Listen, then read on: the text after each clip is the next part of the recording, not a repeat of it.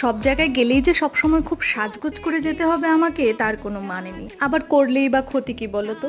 কারোর কাছে সাজগোজ মানে 1 কেজি আটা ময়দা, আবার কারোর কাছে একটা টিপ আর একটু কাজল কিংবা ধরো একটু লিপস্টিক ঠোঁটে, এটাই যথেষ্ট, তাই নয় কি? আসলে আমার সামনে সাজগোজ মানে হলো যখন তুমি আয়নার সামনে দাঁড়াবে, নিজেকে দেখবে, তখন যেন মনে হয় যে ইয়েস, আই এম প্রেজেন্টেবল।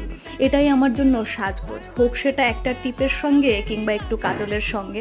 সব সময় সাজগোজ আমারও বেশি পছন্দ নয়, আমি খুব বেশি মেকআপ করতে পছন্দ করি না। আর এই যে দেখছো আমি কুর্তিটা পরেছি, সেটা কিন্তু আমি অফলাইন নিয়েছি, তো লিঙ্ক চাইলে সরি আমি দিতে পারবো না। আর তোমরা স্ক্রিনশট নিয়ে তোমরা অনলাইনে সার্চ করতে পারো যদি তোমাদের ভালো লাগে।